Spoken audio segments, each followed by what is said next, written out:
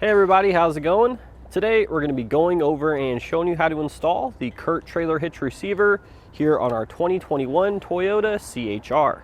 So this is what the trailer hitch looks like on our CHR here. As we can see, it has a nice concealed design, meaning the cross tube is going to be tucked up back away behind the bumper here. So the only thing we are going to be able to see is the receiver tube, which gives us the best overall appearance. Now what we can see, the receiver tube has a nice black powder coated finish, which is going to help it blend in well with the bottom of the vehicle. It's also going to help protect the hitch from rust and corrosion, being that it is outside, so over time it can be subjected to the elements. So adding a trailer hitch to your CHR, it's going to be an excellent option because it's going to make your vehicle that much more versatile.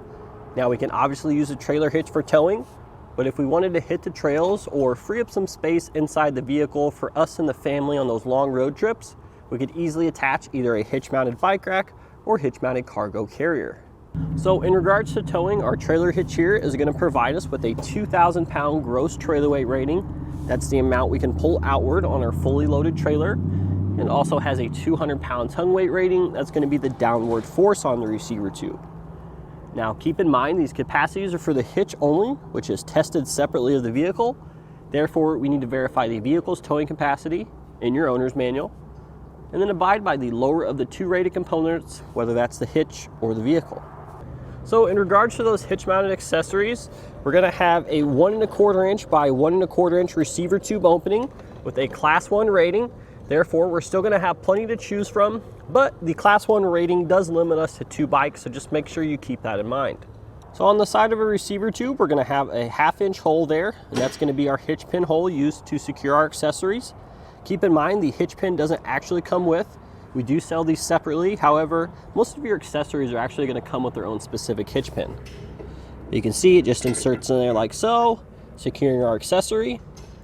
And then on the bottom of the receiver tube there, you're going to see our safety chain loops. So those are going to work great with both the larger style clevis hooks, which is what we have here, as well as the smaller S-type, which would be more common for this application. So a few measurements for you guys here. One that I like to do is your ground clearance. It's going to be from the ground to the top inside edge of the receiver tube. And that'll be useful when you're selecting a ball mount. That way you can make sure you get the correct rise and drop to tow your trailer level. That one there is going to be right at about 12 3/4 inches. And then finally, the distance from the center of the hitch pin hole to the outside edge of the bumper, it's going to be right at 3 inches, and that'll be useful with your folding accessories such as a bike rack or cargo carrier. That way you can make sure that while they're in the stowed position that they don't contact the bumper. So in regards to the installation, it's really not that bad. I'll admit, when I seen the hitch, I knew sort of design of it. I thought I was going to have to remove the entire bumper, but that's actually not the case. We just have to separate the two parts. Now there is quite a few different fasteners holding this on, but nothing's really too challenging. We can usually get this done with basic tools, so we don't have to worry about purchasing any specialized tools. There is one you may not have, that's a torque wrench, but you can actually rent these for free for most cases from your local auto parts store. We also have cost-effective options you can pick up with your hitch as well. But as we were saying, everything is pretty straightforward to this. Should take you a couple hours. Just make sure you set yourself aside some time to do this. But aside from that, we can actually walk you guys through this entire process step by step now. So the first step of our install, we need to come underneath the vehicle here. And on either side, we're going to have these little trim panels on the bottom here. So these little plastic panels are held in place with several different fasteners, mostly push pin fasteners. So we need to remove both of these, and what we're going to do is we're going to take a flat blade screwdriver. We're going to begin removing the fasteners that are attaching this to the vehicle. So here's a push pin fastener here. We're going to take our flat blade screwdriver, sneak that between the two parts of it. We should be able to pull down. And as you're going to see, we have several of these located all throughout this panel. So we're going to take our time now and remove each of these. So we've got most of our push pin fasteners out. We still have a couple behind the mud flap as well, but we're going to come to the inside of the panel here, just directly beside the muffler. There's going to be one fastener up here attaching to the bottom side of the trunk pan. This is a little bit different than the other ones. This is a twist fastener here. So we're just going to take a large flat blade screwdriver. We're going to stick that in between the slots as best we can. And then we're just going to loosen it like we would any screw.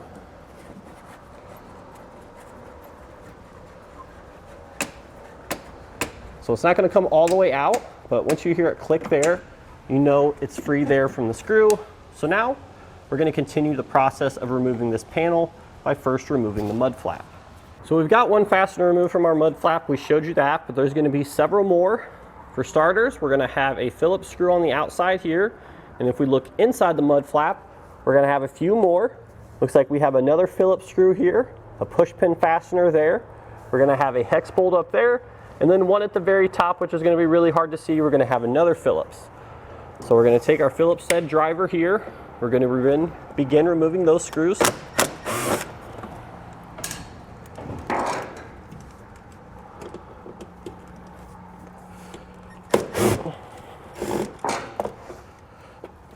So chances are you guys are probably not going to have this right angle bit driver here, and that's totally fine.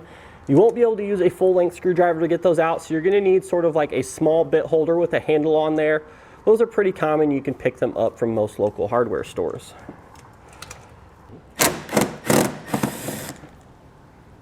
Once we have all the Phillips heads out, we're going to come back with a 10mm socket, and we're going to remove that hex bolt we pointed out.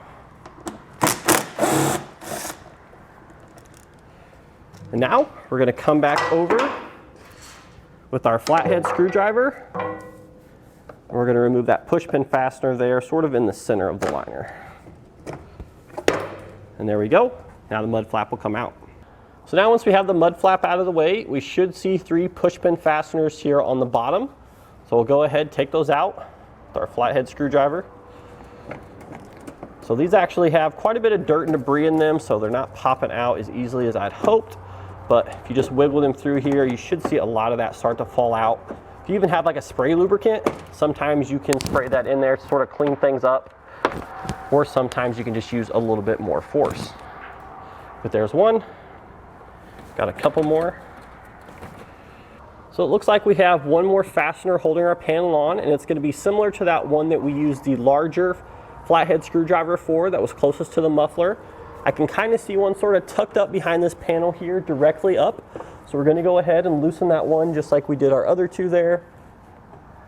And then the panel should come out. So now I believe we should just be able to pull this panel out there.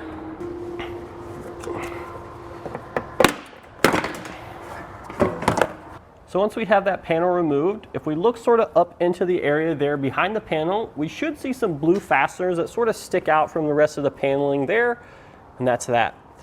So what we're going to do is we're going to have several of these along the inside of our bumper here. They work their way up all the way to the center of the bumper. So we need to go ahead and remove these all. Now in order to remove them, you can sort of just keep your finger there, press in that tab, and then you should just be able to pop it straight out like that.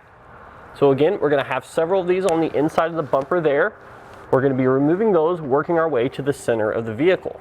So you've seen us remove 2 of those clips there.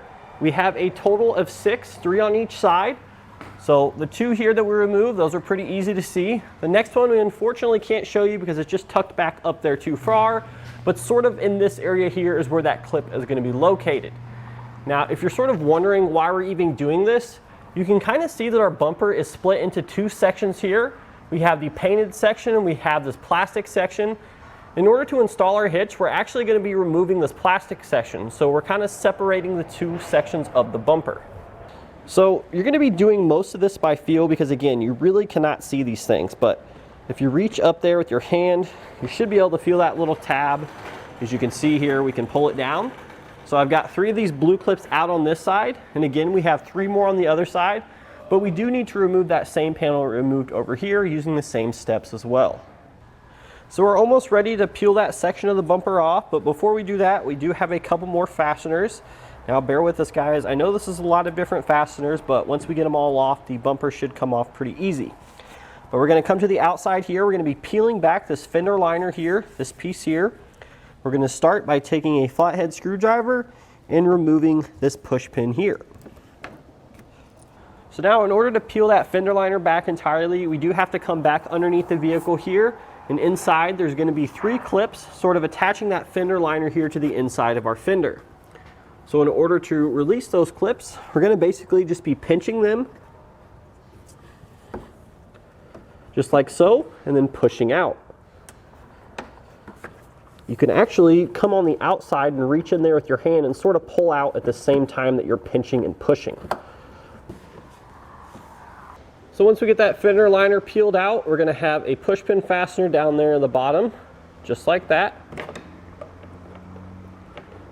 And once we get that one out, obviously we're going to repeat these same few steps on the other side, but then we're actually going to be ready to remove our bumper section there. We do have to sort of push some of the clips on the inside that we removed those blue tabs from earlier in order to help release it.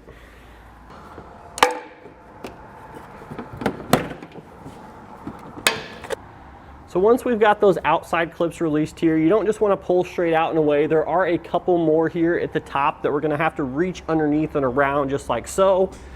And once we depress that, we should be able to pull it out. But again, just make sure we feel up here for those clips there, and we're depressing them before we pull straight out.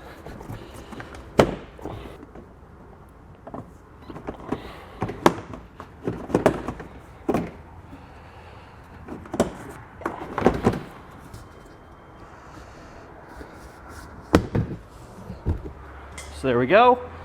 Give you a little bit closer look. Those were those clips that we were talking about. And basically, we're just reaching up in there. We're pressing down on that. And now to release it from the keeper, and we can pull out. So next, we're going to be removing the bumper beam along with the bumper beam flange that attaches it to the vehicle. So you're going to need to get a 12mm socket. We're going to have 4 bolts in total we need to remove, 4 on each side, 2 on the top, 2 on the bottom.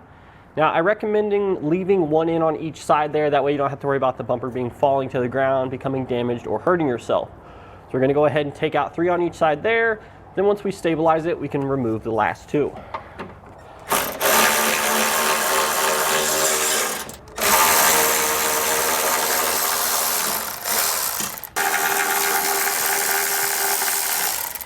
So now to get the final 2 out, I just went ahead and left 1 on the top of each side. We're going to need to get an extension in a deep well socket, or maybe a couple extensions in a short well socket there. On the bottom ones, you may or may not be able to use a deep or short well socket depending on the ratchet you're going to be using. So just keep that in mind, but you will almost certainly need an extension.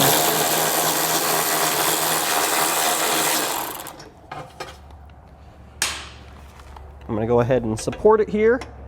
This is our final bolt. So originally I thought this was just going to fall out, but looking in here I can see that sort of the seam sealer, or the caulking, whatever you want to call it, that's actually holding the flange of the bumper onto the body of the vehicle. So I think we're going to have to get a pry tool in here and sort of break that seal there at the top. Yours may or may not fall out. Just go ahead and keep in mind of this. If it doesn't, you know what you need to do.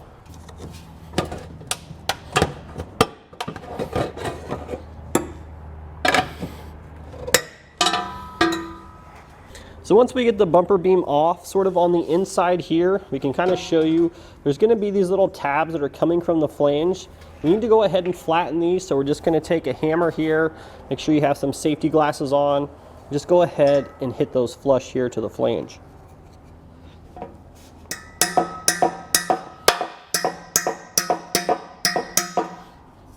That should be good. We have one on the other side as well. So now what we're going to do is we're going to get our hitch ready. We're going to set it flat on the Ford just like so. We're going to take our bumper beam assembly, and we're just going to set it over the hitch, lining up the holes as best as possible.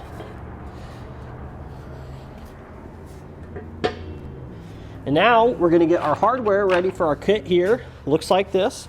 We're actually using the new hardware, the factory hardware that we removed. We won't be reinstalling. And now with an extra set of hands, we're going to raise those 2 pieces up on the vehicle and secure them with our provided hardware.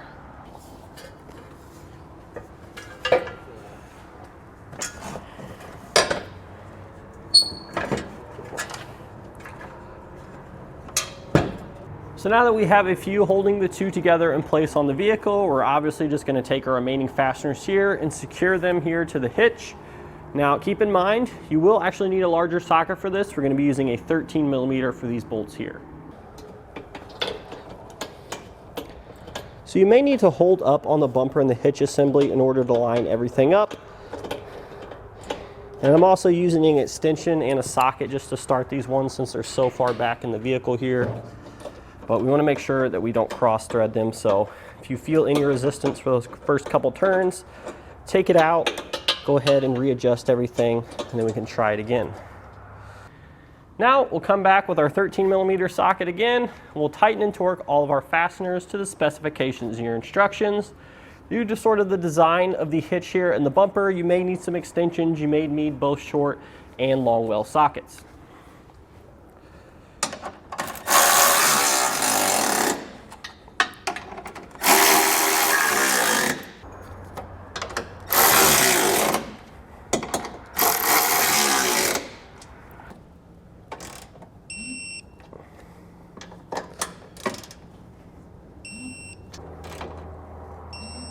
So you want to be careful when you're tightening these down initially, just snugging them up, because they don't require a whole lot of torque, so you want to make sure you're careful not to over torque them.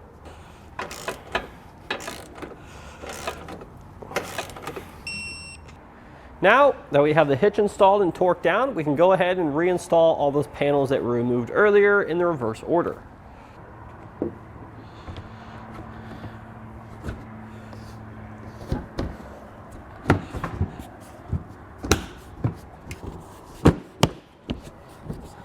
And that's going to do it today for our look at installation of the Curt Trailer Hitch Receiver here on our 2021 Toyota CHR.